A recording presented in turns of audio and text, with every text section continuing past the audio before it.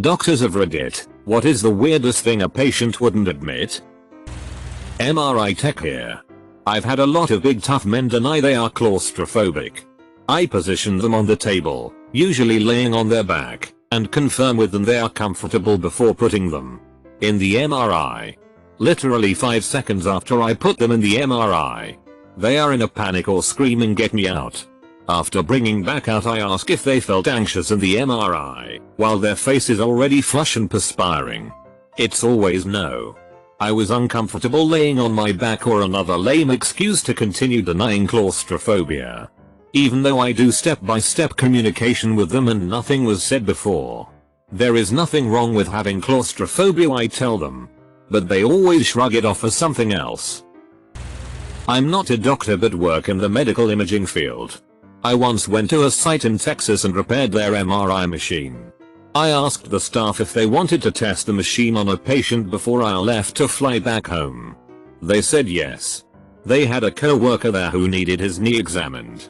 So, the guy comes in the room and we ask him all the questions. Including, you don't have any metal implants, electronics, or metal items on your person, do you?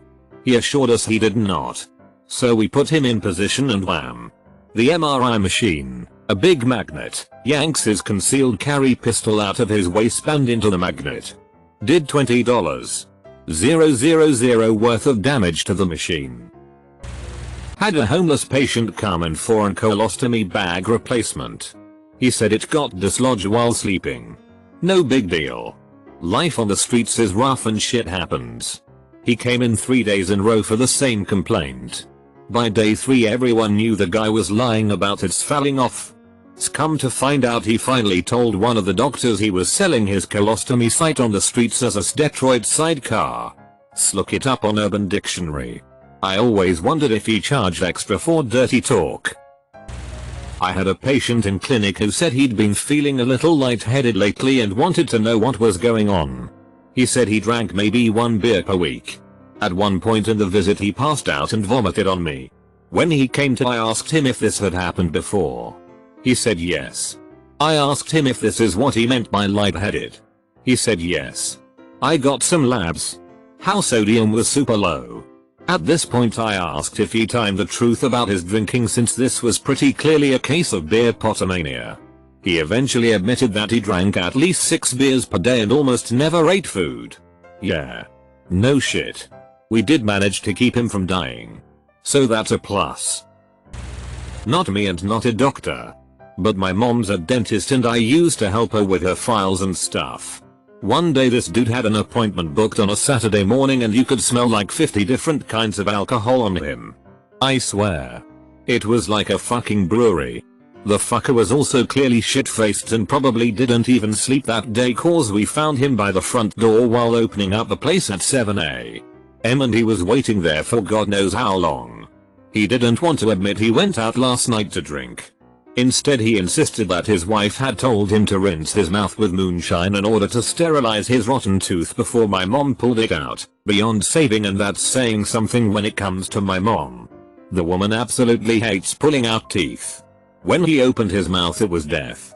I was like 5 feet away at my desk filing and organizing the week's patient files and I could feel it.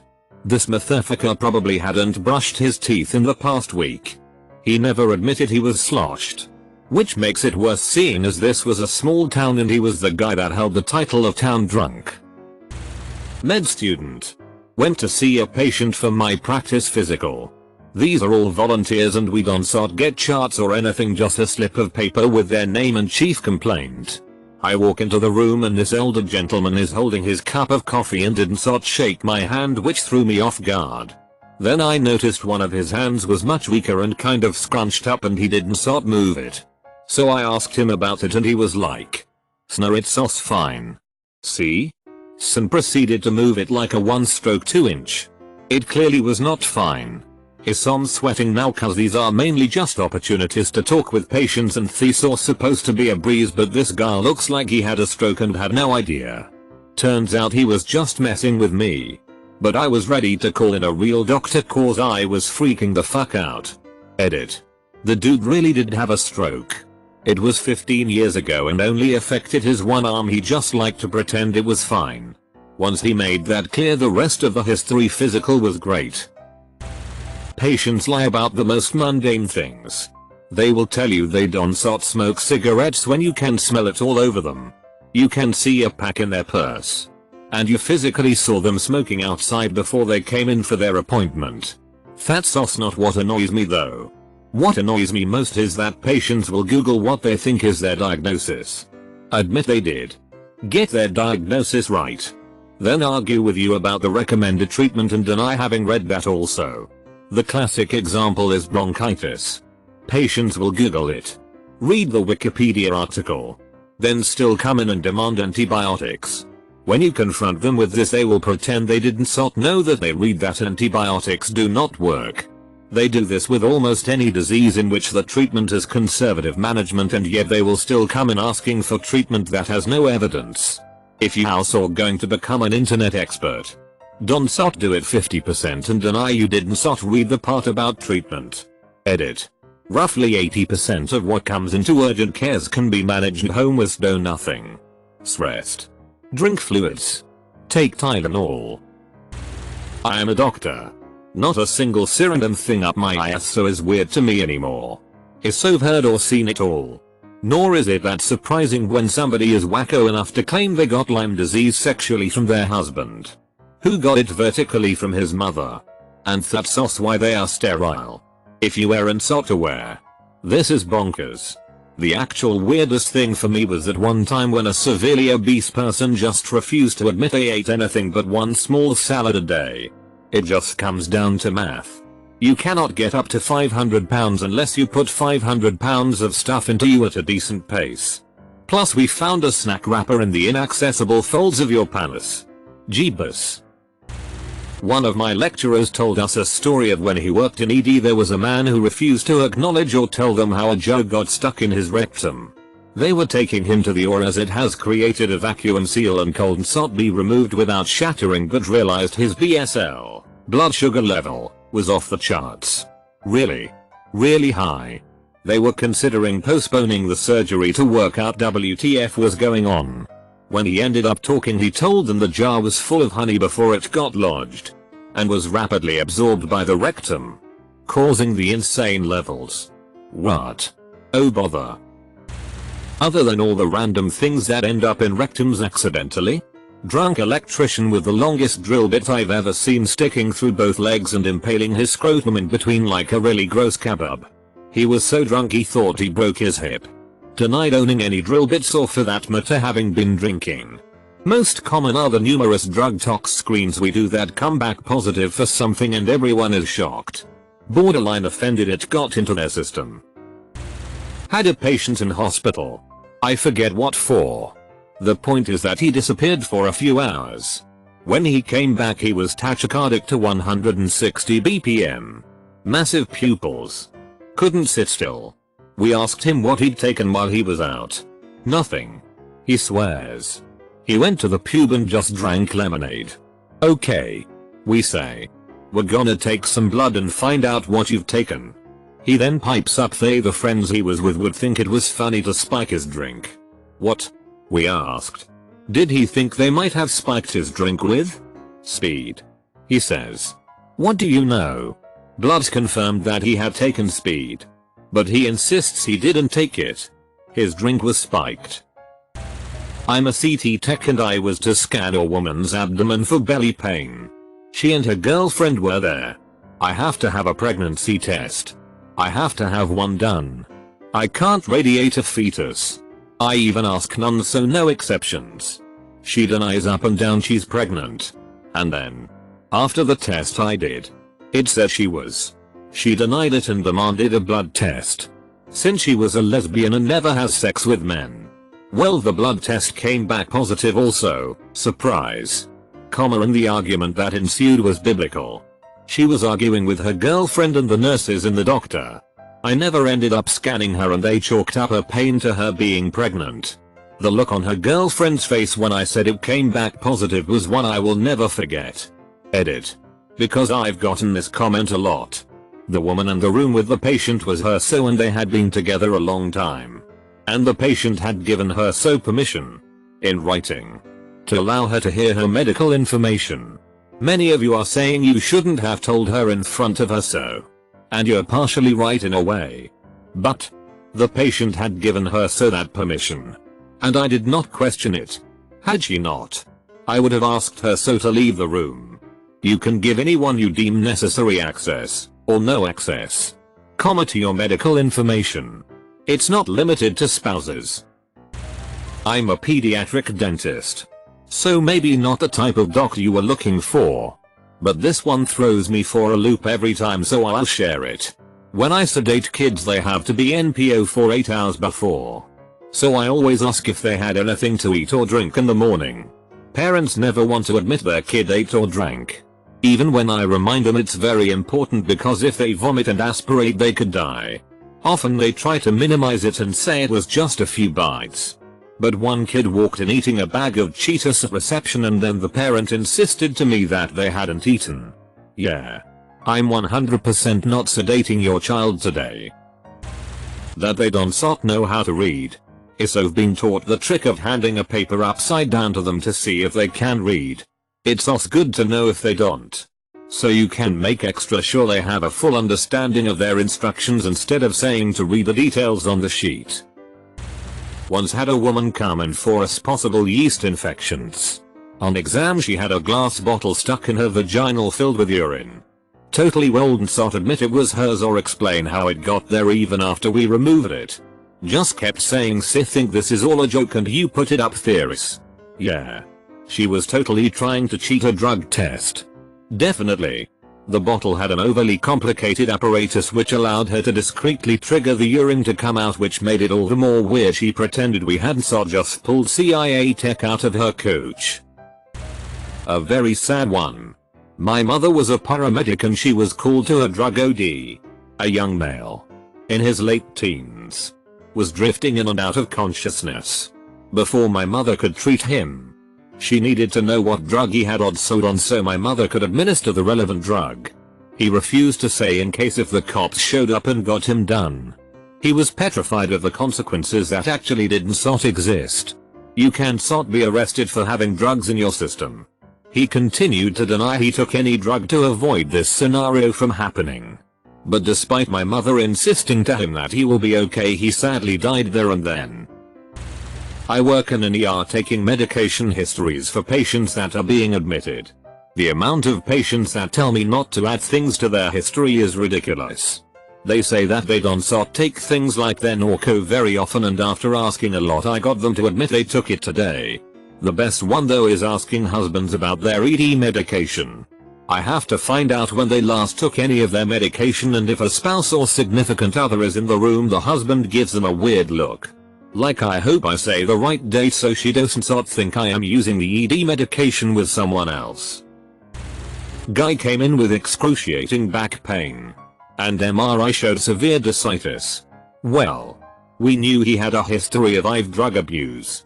So we couldn't send him home with a PICC line to get several weeks of IV antibiotics, easy access. So he was going to be with us for a while. Well, after about 2 weeks, he kept having a sketchy visitor. One night I was working, and a code blue was called. I run to his room to find him sitting at the edge of the bed talking. I'm incredibly confused, because they definitely called a code blue to his room. I look over, and sketchy friend is laying on the bathroom floor with a needle, syringe, spoon, and lighter beside her. She's not breathing and completely grey. Even after 2 rounds of Narcan and transferring her to the ED, he would not admit she was doing drugs. So don't associate with those type of people. 3. Not me, but an Ibjin relative of mine. 30 years ago, young newlywed couple comes in Ibjin emergency room for intense pain. Upon digital examination a mass is felt. Elder surgeon arrives, examine and pulls out a lemon. Family of the brides demands to know how could a lemon grow there. Daughter stays quiet and blushing. Older surgeon suggests lemon seeds must have migrated from the stomach. Everybody goes home happy. The groom was smirking the whole time. Don't know if this quite fits, but I had a lecturer who told us about a case he came across. He got called out to a nightclub after a fight broke out. He noticed a big 6-foot bloke stood at the bar acting really shifty and overly nervous. My lecturer went up to him and told him if he had any drugs on him to go flush them because the police were checking everyone. Guy insisted that he didn't have drugs. After talking for a while, the guy eventually opens up and says, I am hiding something. I have XYY syndrome. I'm only 12 and I don't want the police to tell my parents. Happened to me, but I was in med school. Was on a gym onc rotation and a 50-something-year-old lady came in with an enormous ovarian mass. It was so big she looked pregnant. She was hiding it from her family members, but it was putting so much pressure in her abdomen that she couldn't eat anymore and was losing weight despite the mass growing to epic size. When we finally removed it, it weighed just shy of 45 pounds. She had lost so much weight that it was almost a third of her mass. She actually ended up doing quite well. The only good thing about a tumor this big is that it's almost always benign. If it had been malignant, she would also have died years earlier from it. I was rotating through trauma surgery my intern year. I was called to the ER to evaluate a mid-30s male who fell off a roof while working. It's standard procedure for any level 1 trauma to cut off their clothes and do a full head-to-toe evaluation. The nurses were about to cut off his pants when he admittedly refused. We kept asking him why, telling him we see this stuff daily. Once we finally cut them off, we found an intact male chastity belt with a gold padlock. He stated that his girlfriend kept the key. And X200B. I've also seen a male come in not once, but twice with a kid's bowling pin up his rectum. The first time he refused to tell how it happened. The second time stated his girlfriend enjoyed it. No sign of the other 8 pins. My mom is a radiographer and she deals with a lot of people who slipped and fell on objects that go up their butt. She really couldn't give a shit what you were doing to get the object stuck at this point, so there's no point trying to hide stuff. Anyway, a kid, probably about 15, came in with his mom because he had a Barbie doll up his ass. He had done the smart thing and pulled its arms off first, but they couldn't see a head on the scan. So my mom had to try and get him to admit to doing it on purpose so he would tell them whether there was a head on the doll before it went in. Apparently he stuck to his gun saying he didn't do it on purpose, so how would he know? In the end they pulled it out and sent him home. Only for him to come back a week later with severe stomach pains and Wadiak. Now there was a doll's head in his colon. Not a doctor, but the pharmacists I work with are. We constantly get people saying they never missed a day of their meds when the pharmacist does a med adherence review. I got one of those people today. Last time they picked up their prescription was in November. It was a 90-day supply. They deny the math. They should have been out sometime in February. And they're out of refills. Then they ask for a holdover supply which gets denied because they are not taking it correctly. Holdovers are given at the pharmacist's discretion and it's not something a patient can just demand. Jewelry up her vagina. She was probably in her late 80s and accused us of stealing all her jewelry, a substantial amount of rings, necklaces, bracelets, etc. So we looked for it while she was at a test. She had shoved all of it up there. When we called her son, her healthcare proxy, since she was so gone, to let him know in case she accused the hospital of major theft, he said that's a thing she does all the time because she's afraid of being robbed and it's a safe hiding spot. Dementia. Not even once. That shit is worse than meth addiction. I'm not a doctor, but my father is an alcoholic and he has a heart condition. Nobody is approving that he is drinking, but he still does it. He lives alone and drinks alone. So his condition has gotten worse and we went with him to a private appointment with some heart doctors specialists that we paid, and where they would knew immediately that he is drinking and they would say to him that he must not drink at all with his condition, and he would lie them in their face that he is not drinking. Every single time. I still cannot understand why he is not honest with doctors when they know. I don't get that. So med student here. Working in the emergency med department and was seeing a psyche patient. History of mandrax use that precipitates schizophrenic episodes. Kept saying he never did any drugs at all leading up to the incident. Mother reported otherwise. But the voices in his head weren't having it. Eventually all my questions would be answered by his other voice blurting out the truth with him looking very surprised and angry at himself. Very interesting experience, but once off his drugs and back on the meds he was white as rain. Well, I have a funny story where I told the truth but no one believed me. I was 14 and was trying to fix my watch with super glue, the kind that gets hard when exposed to air. The little pack I was using was already half used, so the glue was dry on top. To get it out I flicked it a good 2 or 3 times. The third time it fucking blew and splattered everywhere and got into my eye. Thank God it didn't get on my iris. So I got up like that, rinsed it with water. Nothing happened. So I ignored it and went to my tutor's house for studying. My tutor notices my eye is profusely leaking. He calls my mom and dad and they take me to the doctor. Now I tell them everything as it happened exactly because I tend to do mischievous things and also this was an accident. The doctor and my parents won't believe me. I am an above average kid. I am not that retarded to squeeze super glue in my own eye. I showed them the watch for evidence and how it was glued up. To this day my mom and dad bring it up from time to time, tell me that I deliberately hurt myself because it's fun. Edit. Sorry for bad English. Not a doctor or in the human medical world, but I'm a veterinary technician and we always have lying owners. Why? We don't care your dog accidentally ate a pot brownie. Just tell us what he ate so we can properly treat him. Or please tell us the best guess what your dog may have eaten so we can assess the situation carefully and with discretion if necessary. We did surgery for a blocked dog and found some underwear lodged. It was not the wife's underwear. We also get owners telling us their animal hasn't eaten anything that morning so they are good for surgery. Dude. Your dog just threw up fresh food all over me. Even a couple of bites can kill them. They normally vomit right after giving them drugs and right before or while we are putting in the AT tube. Yeah, the perfect time to aspirate. We would rather reschedule than kill your dog, thanks. The vast majority of people with diabetes have a hard time admitting their glycemic profile is not ideal now and then. I'm a 5th year medical student. Last semester I was visiting a diabetic patient, T2, who was clearly having a hypoglycemic crisis. Her fasting glucose value was extreme, and she kept saying it was just a panic attack. Dude. I'm not judging you. Just admit it for heaven's sake. Sometimes it's worse what they do actually admit. This one guy, obese, comes in because of a sharp superficial pain on movement in his upper right loin area. Has no idea what it could be.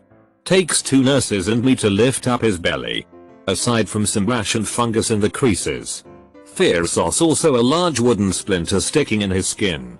His wife, who was present, exclaims, right. This must be from the love board. Sneeze, so what now? Well. When hubby wants me to get down on him, I lay him on the bed and use the love board to hold up his belly. He must have gotten the splinter from there. I recommended ointments for the fungus. Regular changes of the bandages of the wound. Exercise and a weight reducing diet. As well as using smooth and treated boards in the future to prevent splintering. Have you ever tried to hold down loud laughter and vomiting at the same time?